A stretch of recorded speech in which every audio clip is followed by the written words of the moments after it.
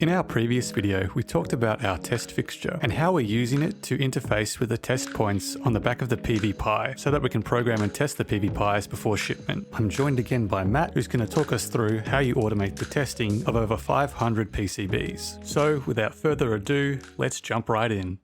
Right, so we'll pick up where we left off last time. So we talked last time a lot about this fixture and how it interfaces with the PV Pi through all these probe connections. Yep. But I think we had some questions last time about what's inside the fixture and how that actually works. What's inside the box? There is a few things that make the magic happen. We can see all these wires and they're coming down from the test points that we just talked about. We have a few other things. So we've got our ST-Link, which is used for programming the MCU on the PV Pi. We also have a USB to serial converter, as well as, quite critically, the Raspberry Pi Picos. So this is kind of the brains of the operation. It is what does all our code, our probing, and then that's essentially hooked up to a couple of power supplies and a battery. And this board here essentially breaks out the Pico Pi's connections and does all sorts of voltage measurements and control of different inputs. Basically, this little setup here, we're testing a whole bunch of things, but we've also got it kind of set up in a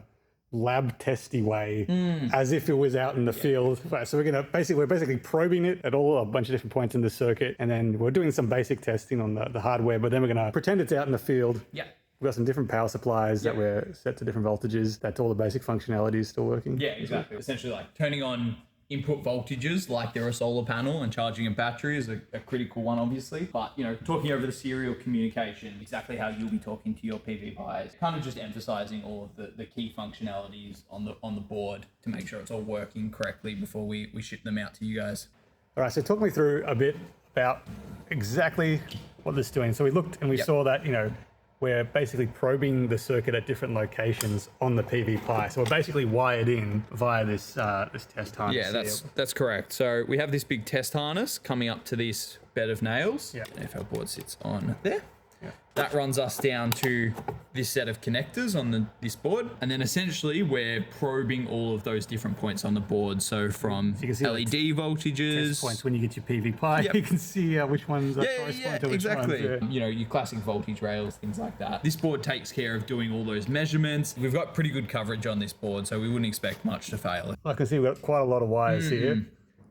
What other sort of testing are we doing? There's a good amount that's kind of, actually maybe we'll step back to the start. So some of the measurements we take at the start are like resistance measurements. So these are about checking resistors on the board that are really critical to the design. Take, for example, there's a resistor on there that sets the maximum charge current that this board can output. So if that was set too low or too high, a manufacturer accidentally added a wrong resistor, you'd either have a product that doesn't work at high charge rates or would operate too high and potentially damage itself. Right. You could kind of design a fixture. It would be quite complicated to run at those maximum charge currents and functionally check that, but just practically it's quite a difficult design. So there's some cases where we're doing resistance measurements to check those kind of things. So you can see on the board here, the Pi Pico only has so many ADC inputs. I think it's got about 3, whereas I think we're using about 15 or 20. So the easy way to do that is using these here, which are called an analog multiplexer. So essentially it's got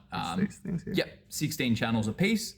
And then with just a couple of GPIOs from the Pi Pico, we can change to the different channels we want. So we could select the feedback voltage or the LED voltages, and they kind of correlate to points on the board. We select them, feed them into the ADC on the Pi Pico, and then just read that voltage back. While we're on the topic of our tester PCB, I'd like to stop and thank our PCB sponsor, Avon, who manufactured the PV Pi test board. And right now, Avon offers up to $60 off new users when they get their first PCB prototype manufactured. Avon is a one-stop PCB manufacturing and assembly supplier. Simply upload your Gerber files and your assembly instructions, and Avon will do the rest. As I said, Avon manufactured and assembled our PV Pi tester, and they did a great job. And this is the PCB we'll be using throughout our production run. So thanks for Avon for sponsoring this video, and let's get back to the main video. Okay, so we're probing the different voltages, measuring things like resistors, outputs, kind of charging the battery at one point, I think. Inputs. Before all that though,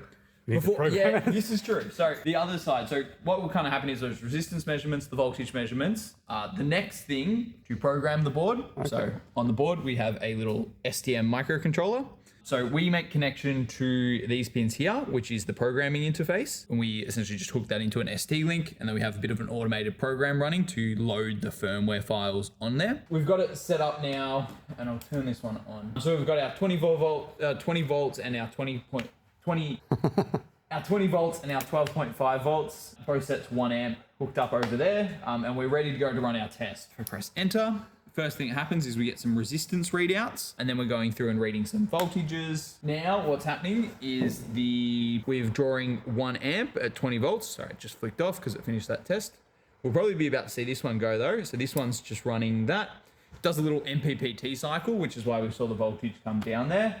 Sets to the max current. There's still some failures in here. They are mostly to do with timing and getting, I was talking to Luke about this before, getting kind of the MPPT cycle and timing to line up. Yeah. There's a big art in this kind of testing to timing where if you had all the time in the world, you'd just set, 20, 30 second delays, let it all settle and it'll be fine. Having to test 550 of these, it's just, we want to keep that test time to an absolute minimum. Right. So trying to work out ways to optimize that timing. So you're saying like we switch on the power supply, we got to wait for everything to settle before we take a reading. Yeah.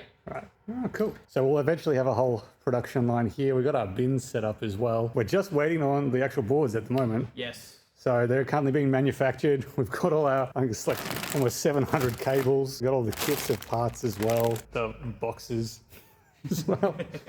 And yeah, so it's all happening. Yep. We're waiting. It's ready to go. Yeah, exciting day. Indeed. Yeah. So thanks for watching. We hope you enjoyed that little behind the scenes look. We'll be putting out another video when we get our first full production batch, and we'll take you through our process and our packaging and shipping of the boards. There was a small delay in the manufacturing as we were unable to get the bare PCBs finished before the Lunar New Year, which then delayed the assembly process, but we're only about a week or two behind schedule and still should get everything done by our original timeline. So thanks for watching, and I'll see you in the next one.